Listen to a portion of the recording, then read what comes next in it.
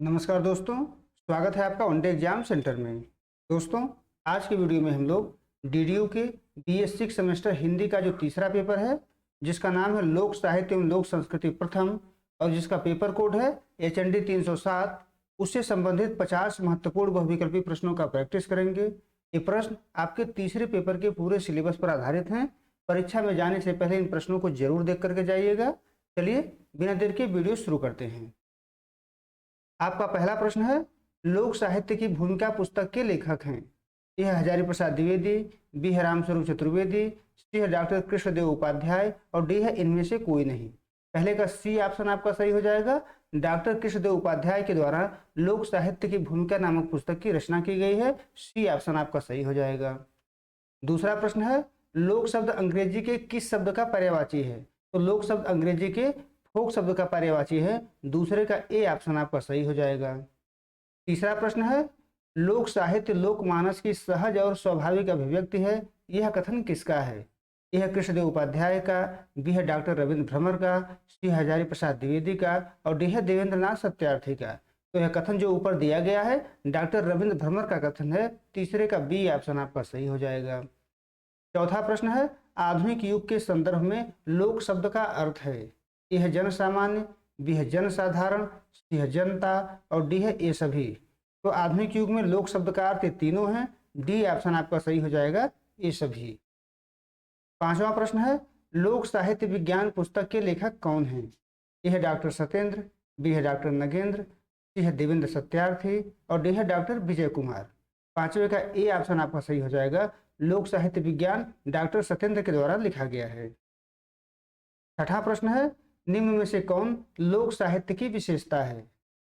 यह मौखिक परंपरा से प्राप्त होता है, बी है इसके रचयिता का पता नहीं होता है, सी है समस्त लोग इसे अपनी कृति मानता है और डी है उपर्युक्त सभी। छठे का डी ऑप्शन आपका सही हो जाएगा। ऊपर जो तीनों कथन दिए गए हैं तीनों जो है लोक साहित्य की विशेषता बता रहे हैं। डी ऑप्शन आपका सही हो जाएगा। सातवां प्रश्न है, किसने लोक साहित्य के संग्रह की परंपरा का सूत्रपात किया था? ए है रामनरेश त्रिपाठी, बी है रामचंद्र शुक्ल, सी है देवेंद्र सत्यार्थी और डी है श्यामचरण दुबे। ए ऑप्शन आपका सही हो जाएगा, रामनरेश त्रिपाठी। आठवां प्रश्न है, निम्न में से कौन लोक साहित्य की विशेषता नहीं है?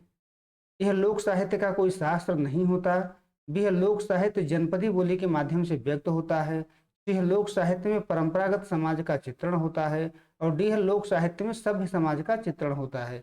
आपको बताना है कि लोक साहित्य की विशेषता कौन नहीं है। तो डी ऑप्शन आपका सही हो जाएगा। लोक साहित्य में सभ्य समाज का चित्रण नहीं होता है बल्कि परंपरागत समाज का चित्रण होता है। आठवें का डी ऑप्शन आपका सही हो जाएगा। नौवां प्रश्न है, वास्तव में लोक साहित्य वह मौखिक अभिव्यक्ति है जो भले ही किसी व्यक्ति ने न गढ़ी हो पर आज जिसे सामान्य लोक समूह अपना मानता है। यह कथन किसका है? यह डॉक्टर धीरेन्द्र वर्मा, सी है रविंद्र भ्रमर, सी है कुंदन लाल और डी है इनमें से कोई नहीं। तो यह जो कथन है डॉक्टर धीरेन्द्र वर्मा का है। तो ए ऑप्शन 9 का सही हो जाएगा। 10वां प्रश्न है, फोकलोर शब्द का हिंदी पर्यायवाची है। यह लोकगीत, बी है लोक गाथा, सी है लोक कथा और डी है लोक वार्ता। डी ऑप्शन आपका सही हो जाएगा। फोकलोर शब्द का हिंदी पर्यायवाची लोक वार्ता होता है। 10वें का डी ऑप्शन आपका सही हो जाएगा। 11 नंबर प्रश्न है, लोक शब्द की उत्पत्ति हुई है। यह संस्कृत से, बी है अवधी से, सी है ब्रज से और डी है मैथिली से।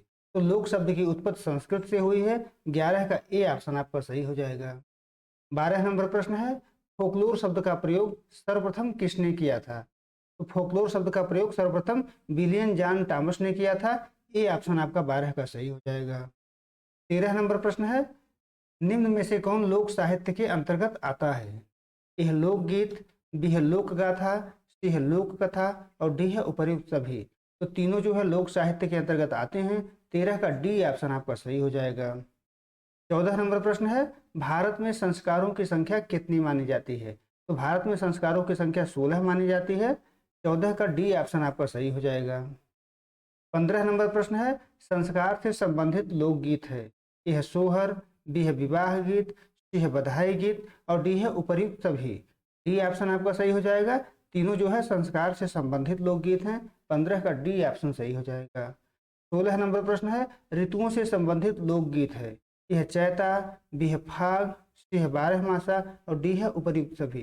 डी ऑप्शन आपका सही हो जाएगा। तीनों जो है ऋतुओं से संबंधित लोकगीत है। बारहमासा वर्षा ऋतु में गाया जाता है, चैता और फाग जो है फागुन में गाया जाता है, तो डी ऑप्शन आपका सही हो जाएगा। 17 नंबर प्रश्न है डॉक्टर कृष्णदेव उपाध्याय ने लोक साहित्य को कितने भागों में विभक्त किया है। ए है 3 भाग, बी है 4 भाग, सी है 5 भाग और डी है 6 भाग। तो 5 भागों में विभक्त किया है।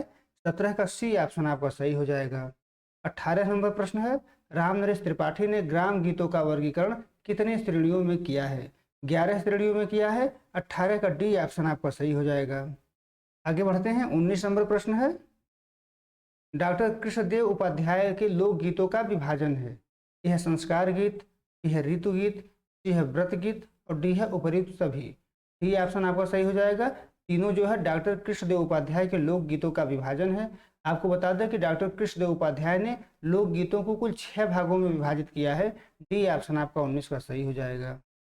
20वां प्रश्न है लोक सुभाषित में शामिल किया जाता है। यह है मुहावरे एवं लोकोक्तियाँ, बी है पहेलियाँ, सी है अर्थहीन गीत और डी है उपर्युक्त सभी। 20वें का डी ऑप्शन सही हो जाएगा, उपर्युक्त सभी। 21 नंबर प्रश्न है शिष्ट साहित्य को कहा जाता है। यह है अभिजात्य साहित्य, बी है लोक साहित्य, सी है जन साहित्य और डी है प्राचीन साहित्य। शिष्ट साहित्य को अभिजात्य साहित्य कहा जाता है। 21 का ए ऑप्शन आपका सही हो जाएगा। 22 नंबर प्रश्न है निम्न में से कौन सा कथन असत्य है।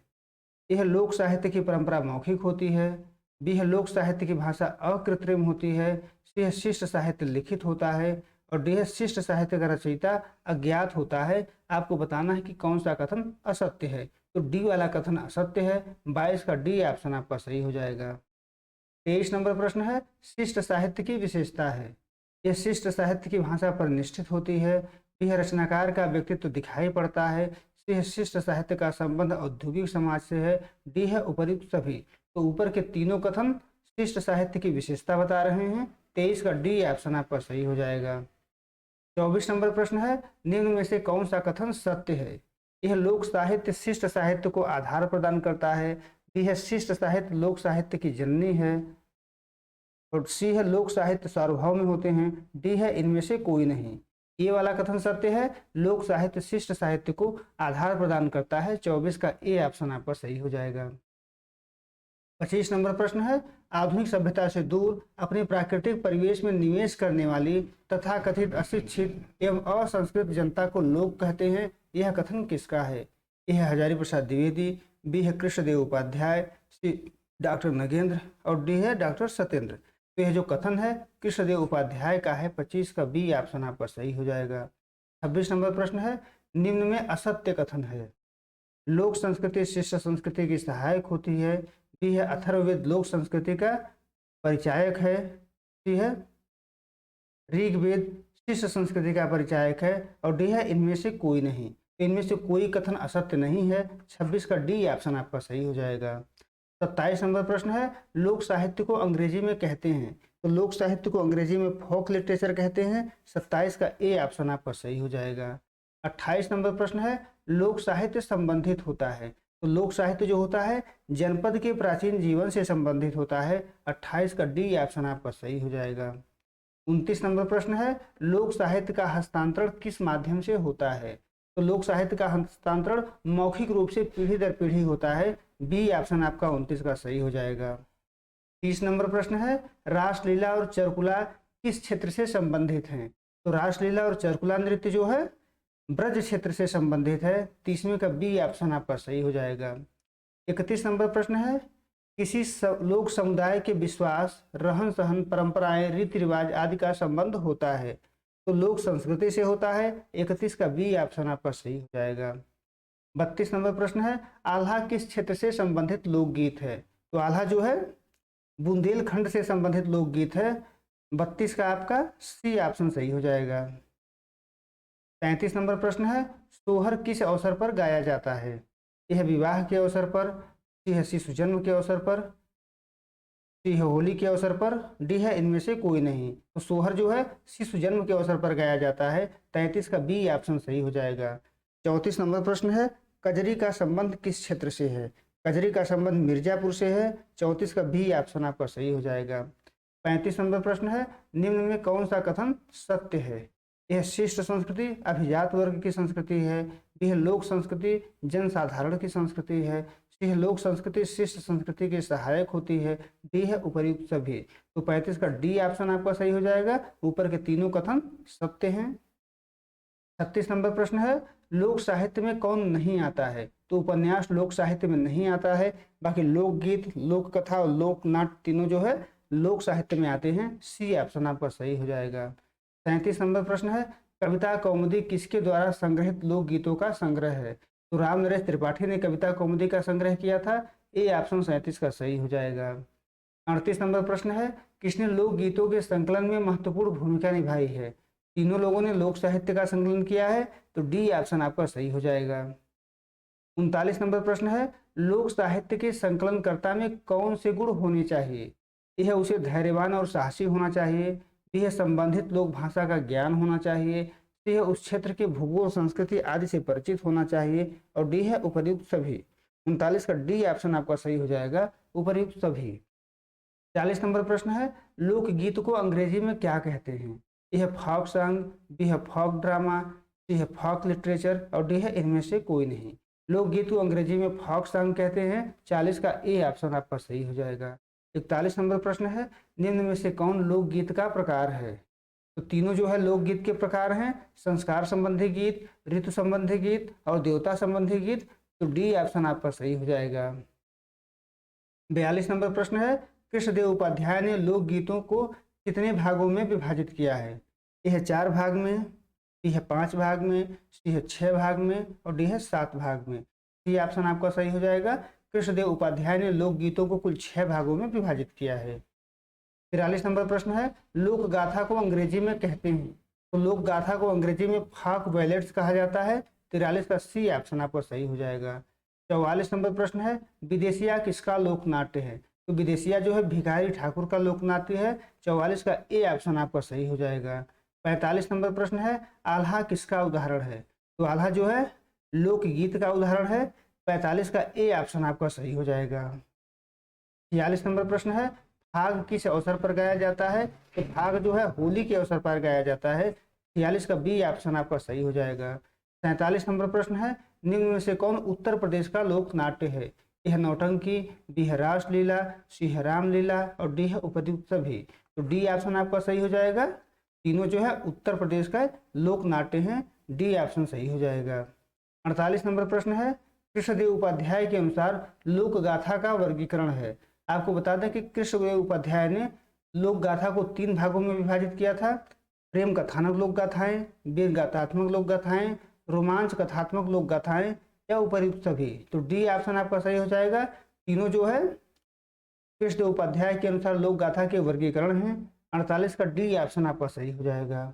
49 नंबर प्रश्न है, प्रकृत साहित्य को कहते हैं? प्रकृत साहित्य को लोक सुभाषित कहते हैं।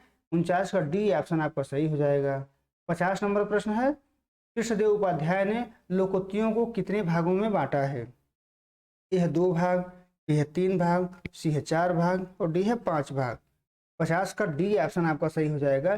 कृष्णदेव उपाध्याय ने लोकोक्तियों को 5 भागों में बांटा है। उम्मीद है दोस्तों आपको ये वीडियो पसंद आया होगा। आप हमारे चैनल को सब्सक्राइब करिए, वीडियो को लाइक करिए, शेयर करिए। बहुत बहुत धन्यवाद।